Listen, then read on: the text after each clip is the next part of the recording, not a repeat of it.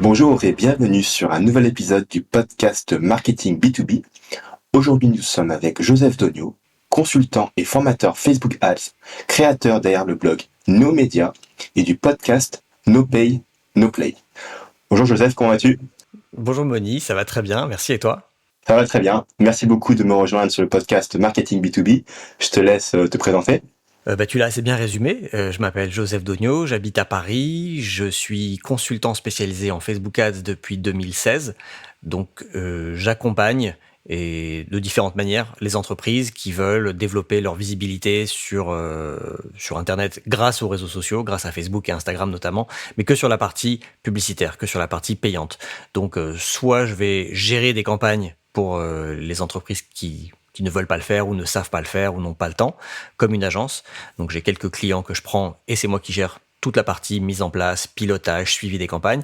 Soit je fais des formations, donc je fais des formations présentielles, et j'ai aussi une formation en ligne que les personnes peuvent suivre. C'est une formation qui s'adresse aux débutants qui veulent apprendre à faire de la pub Facebook comme un pro, avec toutes les bonnes pratiques, avec toutes les bonnes fondations, on va dire.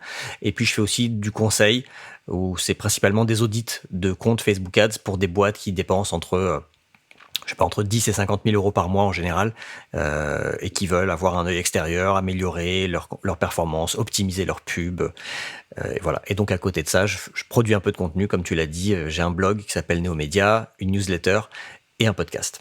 Donc, est-ce que pour démarrer, vu qu'on a une audience qui est dans le domaine du B2B, tu pourrais nous dire comment on fait quand on est en publicité Facebook pour bien cibler nos audiences B2B. Alors le ciblage en B2B c'est un vrai enjeu et c'est un peu un challenge parce que le ciblage Facebook est plutôt fait pour le B2C. Parce que c'est plus facile pour Facebook d'identifier des centres d'intérêt de personnes comme, je sais pas moi, des hobbies ou des sites qu'on lit ou des comportements d'achat. Et le B2B est un petit peu plus compliqué à identifier pour Facebook. On n'est vraiment pas sur LinkedIn. Donc, il y a deux façons de cibler des audiences en B2B, soit par la construction d'audiences avec des centres d'intérêt et des comportements. Et là, il y a des intérêts B2B qui peuvent marcher. Par exemple, il y a des intérêts comme marketing automation.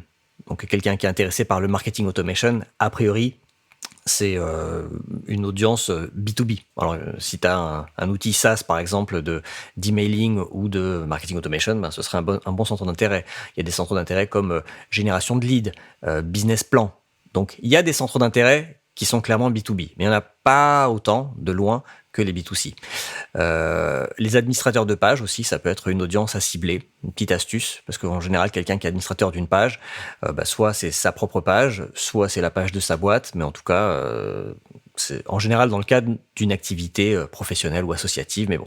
Donc ça peut être une façon de cibler les gens. Et la deuxième grosse façon, c'est les audiences lookalike, qui sont donc des audiences similaires. En général, c'est ce qui marche le mieux, en tout cas en B2C, mais encore une fois, elles n'ont pas été pensées pour du B2B. Donc le challenge, là, ça va être de trouver la bonne source.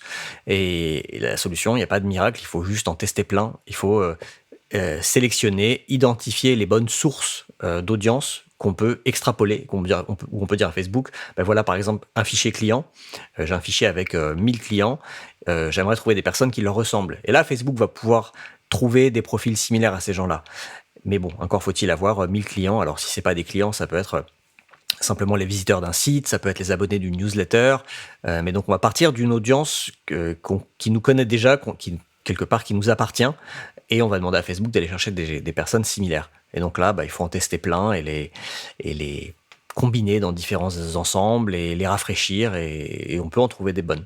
Donc du coup, là, tu nous parles d'audience source pour du lookalike. Vu que souvent, les sites d'entreprises B2B, ils n'ont pas forcément un trafic énorme, est-ce que tu pourrais nous dire, en matière de bonnes pratiques, c'est quoi le minimum d'audience source en matière de taille et en dessous de ça, ça sert à rien en fait. Moi, ce que je recommande en France, c'est d'avoir des audiences d'une taille minimum de 500 000 personnes.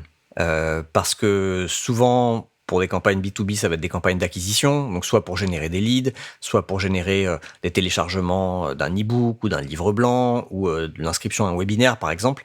Donc tout ça, on peut mettre ça dans la catégorie génération de leads. Alors ça, on va choper le contact d'une personne et c'est un premier pas dans une relation où on espère à la fin leur vendre quelque chose. Donc quand on demande à Facebook de faire des campagnes de conversion, puisque là on va chercher une conversion, il ne faut pas prendre des audiences trop restreintes, même si on a l'impression qu'on s'adresse à un petit marché, parce que Facebook va mettre une surcouche de filtrage et d'optimisation sur l'audience que nous on va définir. Donc si je choisis une audience de 10 000 personnes, Facebook, il va pas montrer ma pub aux 10 000 personnes, il va lui-même identifier dans ces 10 000 les personnes les plus susceptibles de devenir des prospects, en tout cas de faire la conversion que je cherche. Et donc, on ne sait pas exactement sur les 10 000 combien il va en trouver, combien il va en identifier dans une poche à aller chercher, mais en tout cas, c'est pas assez 10 000. Donc, il vaut mieux partir de 500 000, vraiment, je pense que c'est le minimum, quitte à cibler un petit peu large, parce que sur les 500 000, ça se trouve, notre pub sera montrée qu'à 50 000 personnes. Alors ça peut paraître être des gros chiffres pour des gens qui débutent ou qui ont des toutes petites boîtes, mais finalement, une audience de 500 000 personnes, on y arrive assez vite sur Facebook. Et on avait évoqué, quand on avait discuté, des funnels d'acquisition. Est-ce que tu pourrais nous parler de best practice pour monter un bon funnel d'acquisition par rapport à l'acquisition payante? Pour moi, un tunnel d'acquisition B2B, enfin, pardon, je reviens en arrière. Je redis ce que j'ai dit. Les Facebook Ads en B2B, à mon sens, l'objectif principal, ça va être de générer des leads. C'est pas forcément de générer des ventes. Contrairement à du B2C, où en B2C, des leads, ça va être des visiteurs sur son site, ça va être des gens qui peut-être ajoutent au panier, mais bon, au final, ce qu'on cherche, c'est quand même de générer une vente. Et quand on vend des produits de quelques dizaines, de centaines d'euros, ça peut se faire assez rapidement. En B2B, souvent, on va vendre des solutions avec soit des abonnements annuels ou mensuels si on est un SaaS, par exemple, ou carrément des services beaucoup plus chers pour les boîtes et où on peut même pas acheter le service sur le site de la boîte. Donc, je vais distinguer les SaaS où là, on peut avoir une inscription et un achat directement sur le site. Par exemple, je sais pas, tu veux t'abonner tu veux prendre un abonnement payant pour Slack ou pour Asana ou pour Trello, ce genre d'outils. Ça peut se faire en ligne. Donc là, on pourrait aller chercher l'achat. Mais souvent, les gens vont pas sur un produit comme ça, qui demande un peu de réflexion, peut-être de benchmarking, ils vont pas acheter directement sur un clic. Donc, pour moi, vraiment, le B2B, il faut pas aller chercher l'achat, la vente, il faut aller chercher le lead. Le lead sera ensuite soit converti par des sales qui vont prendre la suite et voilà, il y a le lead et des commerciaux vont décrocher leur téléphone et essayer de vendre comme ça. Soit, après, on va pousser les gens plus loin, plus bas dans le funnel, si possible, avec des pubs Facebook. Donc, comment on pourrait faire, par exemple, si on était un SaaS et que l'achat peut se faire en ligne? Un bon tunnel d'acquisition, pour moi, il n'y a pas besoin de trop se compliquer la vie, mais ça va être une campagne vraiment top of funnel, avec un ciblage assez large, soit avec des lookalikes si on a des sources exploitables, soit avec des centres d'intérêt comme ceux que j'ai mentionnés tout à l'heure. Et le message, ça peut être soit du contenu, donc on va pas tout de suite aller chercher le lead, mais on va plutôt diffuser du contenu. Ça peut être un article de blog, ça peut être un podcast, ça peut être proposer un lead magnet, donc en gros du contenu qui sera utile pour la personne, que ce contenu soit directement accessible comme un article ou un podcast, ou qu'il faille passer par un téléchargement comme un lead magnet ou une inscription à un webinaire, par exemple. Ça peut être aussi de proposer une démo. Mais bon, je trouve que pour un premier contact, proposer une démo d'un produit, si la personne ne connaît pas le produit, c'est peut-être un peu déjà too much. Donc, je trouve que le côté contenu gratuit, on donne quelque chose et on voit déjà si les personnes font cette action. Si elles font cette action, elles s'auto-qualifient en fait. C'est pour ça qu'il vaut mieux partir d'un ciblage large, parce que le fait d'affiner le ciblage va se faire automatiquement. Les gens qui vont lire un article sur le marketing automation, a priori, ils sont pas tombés dessus par hasard, c'est que la thématique les intéresse. Donc, voilà en gros le genre de message qu'on peut faire pour une campagne top of funnel. Ensuite, donc le but c'est de faire venir les gens sur le site. Une partie des gens qui vont venir vont peut-être s'inscrire à un webinaire, peut-être télécharger quelque chose. Super, on a récolté le lead. Pour ceux qui ne le font pas, on peut faire une campagne de retargeting. On va retargeter les gens qui ont visité notre site ou qui ont peut-être regardé la vidéo de la première pub, si c'était une vidéo, ou qui ont interagi avec nous sur Facebook, sur Instagram. On peut créer toutes ces audiences. Et là, le message peut être, par exemple, pour le coup, une vidéo démo. Donc les gens ont déjà consommé la première pub, ou ils sont venus sur notre site lire un article, ou ils sont allés écouter un podcast, ou ils sont inscrits à un webinaire. Bon, a priori, ils sont un peu intéressés. Donc là, on peut faire une petite vidéo, mais il faut que ça soit une vidéo de 15-30 secondes grand max, avec une petite démo de l'outil. Parce qu'il n'y a rien de mieux que de montrer concrètement à quoi sert l'outil qu'on est en train d'essayer de leur vendre. Alors, encore une fois, je parle de SaaS, mais ça pourrait s'appliquer à autre chose. Et donc, soit les gens, suite à ça, vont revenir sur le site et vont convertir directement, soit si c'est pas le cas, on peut les retargeter encore une fois. Et là, on peut retargeter, pareil, les gens qui ont regardé la vidéo démo. Donc le funnel, on l'affine au fur et à mesure. Et le dernier message, ce qui marche bien en général à ce stade, pour convaincre les gens qui peuvent avoir encore des doutes, c'est des études de cas ou des témoignages de clients existants, de clients satisfaits. Donc ça peut être un témoignage, juste une photo d'une personne avec une petite citation, 5 étoiles, ou ça peut être une vidéo en user-generated content, fait par le client lui-même, sans trop de production, hein, pas un truc trop chiadé, mais juste la personne qui va dire pourquoi ce produit, cet outil lui a facilité la vie, lui a facilité son travail, lui fait gagner du temps, lui fait économiser de l'argent. Bref, il faut trouver les bons bénéfices à mettre en avant. Mais voilà un exemple assez simple d'un tunnel d'acquisition qu'on pourrait faire sur Facebook. Et en matière de retargeting, j'imagine que là aussi, il doit y avoir des limites en matière de taille d'audience de retargeting. J'imagine qu'à un certain niveau, c'est trop petit en fait pour que ce soit efficace. Oui et non. En fait, il y a iOS 14, je ne sais pas si tu es au courant ou si tes auditeurs sont au courant, mais petit rappel, il y a eu une grosse mise à jour du système d'exploitation mobile d'Apple en fin avril à peu près, début mai, qui a été déployée et qui permet aux utilisateurs iOS 14 d'opt-out, en gros, du tracking de sociétés comme Facebook.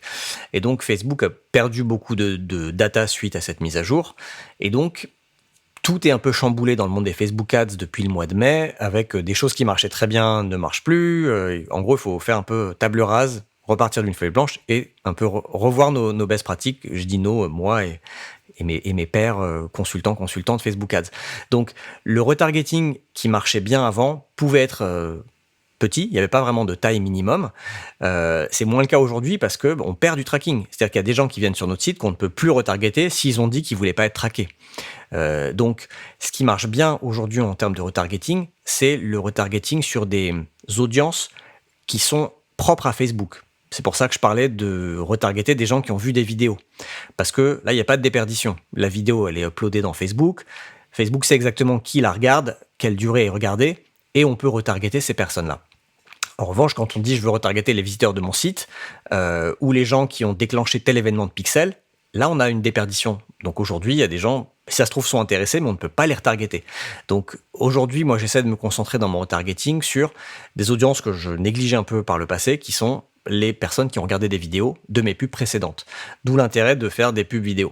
Parce que déjà, ça permet de faire des démos, d'avoir un contenu. Bon, de toute façon, c'est pas un secret, mais la dernière annonce, c'est que la moitié du contenu consommé sur les fils d'actualité, c'est de la vidéo. Ça, c'est ce qui a été annoncé en juillet par Facebook. Donc, ça va vers la vidéo. Donc, on a intérêt à s'intéresser au fait de faire des bonnes vidéos, des vidéos convaincantes, impactantes. Et ça permet aussi, du coup, de bien retargeter les gens. Donc, moi, j'avais tendance à retargeter les gens pendant 7 jours, par exemple. Maintenant, 7 jours, c'est pas assez. Ça fait des audiences trop petites puisqu'on en perd une partie. Donc, j'ai élargi à 30 jours. Il faut faire attention. Il n'y a pas vraiment de règles. Je peux pas te dire il faut faire tant de retargeting. Tout dépend de la taille de l'audience qu'on retarget et du budget qu'on met. Mais on peut suivre la répétition d'une publicité. Et donc, si on dit je retarget les gens qui sont venus sur mon site ou qu'on regardait une vidéo pendant 30 jours et qu'on voit que la répétition, elle est de 15, donc que les gens voient 15 fois la pub en moyenne pendant 30 jours, c'est peut-être un peu trop. Donc, auquel cas, soit on réduit la fenêtre de retargeting, soit on diminue le budget, par exemple. Par rapport à la répétition, est-ce que tu as des idées approximatives de best practice, ne pas dépasser tel nombre de répétitions publicitaires? Toujours un peu difficile de faire des généralités, de te dire, voilà, le chiffre, le nombre magique est 7,2. Mais moi, dans mon expérience, je regarde surtout les perfs. Donc, si je vois que les taux de clics, les taux de conversion, les coûts d'acquisition ne se dégradent pas, je vais pas trop faire attention à la répétition, même si elle est élevée. Parce que pour moi, mon KPI principal, c'est mon coût d'acquisition, par exemple. Si par contre, je vois que plus la répétition augmente, plus les coûts d'acquisition augmentent aussi, bon, là, je me dis qu'il y a une corrélation et qu'il vaut mieux que je diffuse moins la pub moins de fois parce que, en fait, la diffuser plus n'améliore pas mes conversions. J'ai écrit un article justement sur mon blog, précisément sur ce sujet il y a quelques mois. Si tu veux, je pourrais te donner le lien si tu veux le mettre en note de l'épisode, parce qu'il y a eu des études qui ont été faites par Facebook sur ce sujet, et en gros, il disait que, pour résumer mon article, que la répétition un peu optimale, c'est autour de 5. Voilà, donc si les gens veulent garder un chiffre en tête un peu facile, c'est 5, mais bon, pareil, encore une fois, ça ne veut pas dire grand-chose parce que c'est 5 sur quelle période. C'est juste que Facebook s'est aperçu que, en moyenne, au-delà de 5 impressions publicitaires, les conversions incrémentales ne valaient plus le coup. Parce que au début, plus tu répètes ta pub, je fais un geste pour les gens qui sont sur la vidéo, mais plus ta pub répète, plus les conversions augmentent, ça va de pair. Et puis au bout d'un moment, la répétition continue d'augmenter, en fait les conversions, elles stagnent. Donc c'est là qu'il y a un problème, c'est qu'on dépense de l'argent pour rien, on saoule les gens à force de leur matraquer la même pub, et ça n'améliore pas les conversions. Donc c'est ce point-là qu'il faut trouver, et il faut se dire, ok, je ne vais pas au-delà de ça, mais voilà, 5 montrés par les études Facebook de manière très générale, mais c'est vraiment propre à chaque annonceur de trouver ce seuil. Et j'imagine que quand tu sens que tu es en train de saouler les audiences, tu vas mettre en pause ces pubs-là et tu vas créer une nouvelle pub, mettre de nouvelles images, de nouvelles vidéos, ou changer les textes peut-être. Si tu sens que tu saoules l'audience, il y a 2 options. Soit tu arrêtes de cibler cette audience et tu peux garder tes mêmes pubs et tu cibles une autre audience. Tu t'en profites pour tester une autre audience et tu laisses celle que tu ciblais déjà se reposer un peu. Soit tu continues de cibler ta même audience, mais tu changes complètement les créas. Donc si tu faisais des vidéos, tu fais des images. Si tu faisais des images, tu peux continuer de faire des images, mais tu changes complètement le visuel et le texte. Si tu faisais pas de carrousel, tu peux en faire. Mais en gros, les gens sont saoulés par ce qu'ils voient, pas forcément par la marque ou par la proposition, mais juste ils en ont marre de voir la même pub tout le temps. Du coup, vu qu'on arrive sur le sujet des créas, est-ce que tu peux donner des conseils à notre audience pour faire de bonnes créas? Il y a quelques bonnes pratiques à respecter, je trouve, quand on fait des créas. La première, c'est de garder en tête que quand je parle de créa, je parle de la pub de manière générale, l'aspect visuel et l'aspect textuel. Mais l'aspect visuel, c'est le plus important, parce que c'est ce qui va faire que les gens vont s'arrêter de scroller ou pas.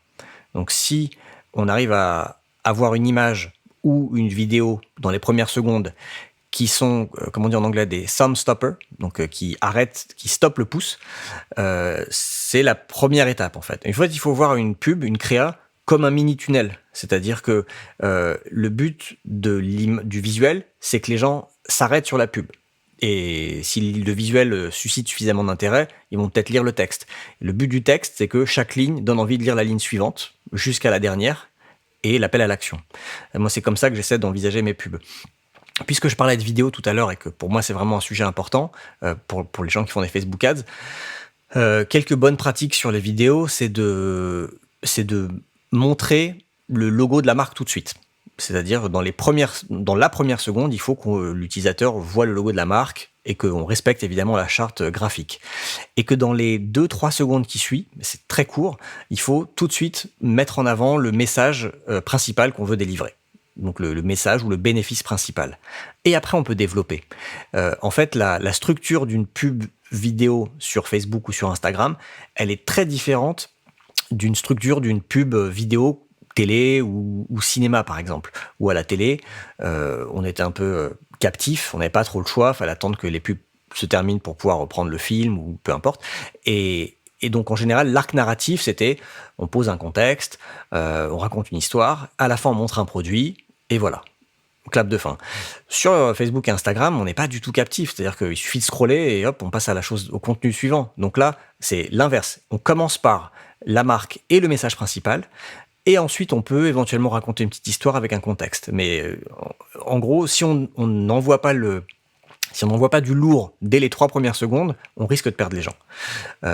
Et alors après, quand je parle de bénéfices, pour moi, il faut se concentrer dans une vidéo sur un seul bénéfice.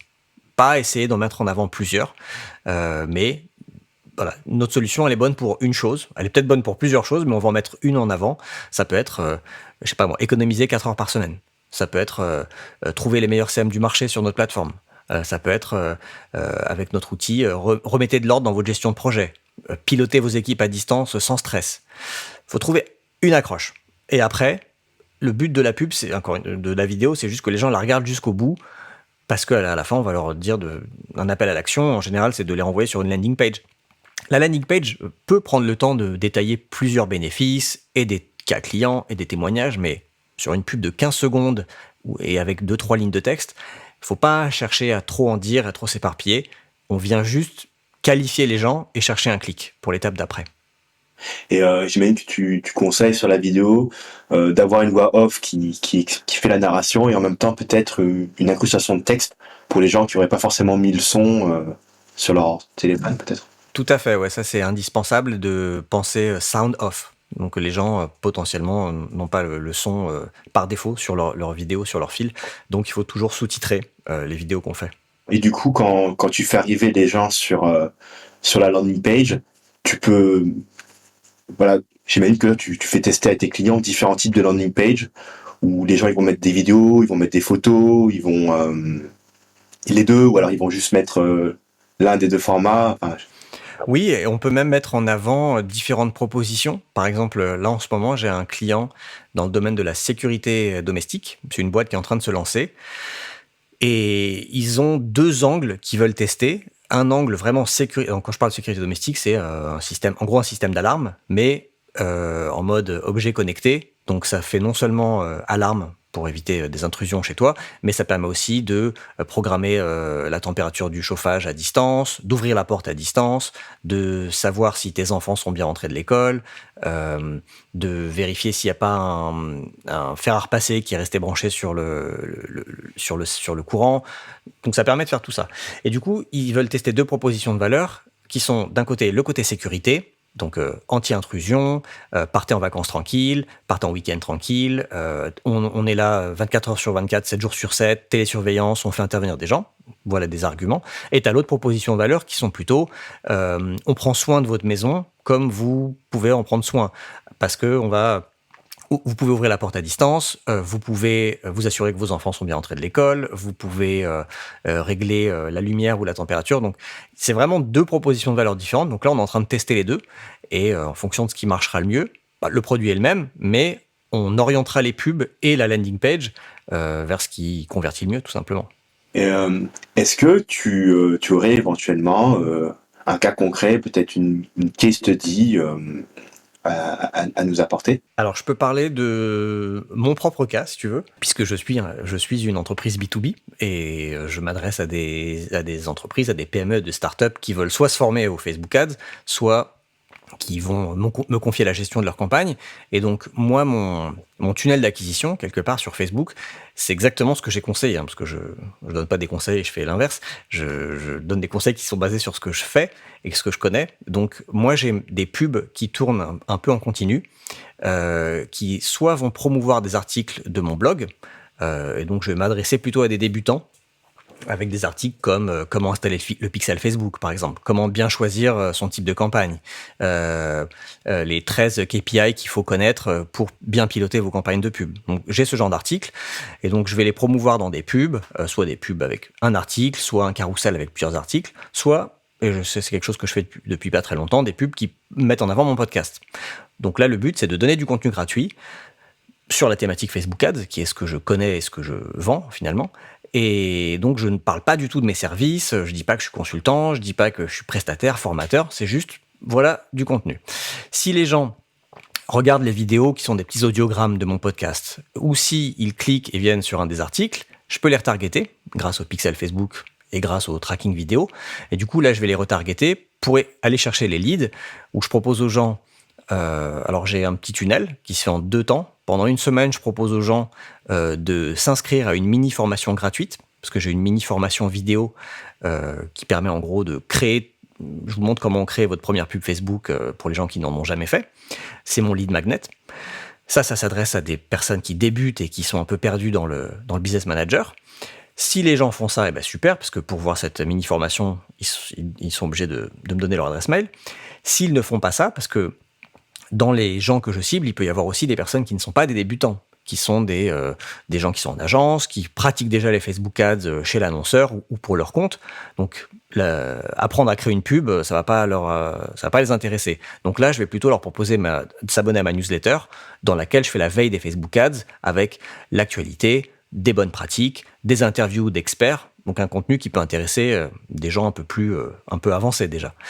Et donc, ça, c'est ma pub de milieu de tunnel, si tu veux. Et une fois que j'ai récupéré l'adresse mail des gens, je n'ai plus de pub Facebook. Après, pour moi, la conversion, elle va se faire par email. Donc, j'ai des séquences mail automatisées qui vont me présenter, voilà, parler de mon parcours, expliquer ce que je fais, donner du contenu gratuit, orienter les gens vers d'autres contenus. Et d'ailleurs, j'essaie même de personnaliser un petit peu ça, en demandant aux gens qui ils sont, quels sont leurs niveaux à peu près, quel est leur niveau Facebook Ads, quelles sont leurs problématiques. Et en fonction de ce qu'ils disent, je vais leur envoyer des contenus différents. Et soit d'eux-mêmes, ils vont me contacter, c'est ce qui se fait souvent, parce que moi, je prospecte jamais, en fait. Donc, soit les gens d'eux-mêmes me contactent en disant « Ah, j'ai besoin de quelqu'un comme vous pour... on lance une marque, on veut mettre en place des campagnes. » Soit ça va être « Ah, j'écoute ton podcast, j'aime beaucoup. On dépense 10 000 euros par mois, mais nos perfs vont baisser. Est-ce que tu veux bien nous auditer ?» Donc, après, ça va se faire comme ça, ou les gens vont aller acheter ma formation en ligne, par exemple. Est-ce qu'il y a un livre que tu recommandes pour les marketeurs? Oui, alors moi j'ai un livre que j'adore, c'est un peu ma bible, livre marketing, plutôt business que marketing, ça s'appelle Company of One. C'est un livre qui est écrit par un gars qui s'appelle Paul Jarvis, qui était web designer au départ et qui après est devenu un peu infopreneur. Il vend des formations sur le freelancing et sur Mailchimp.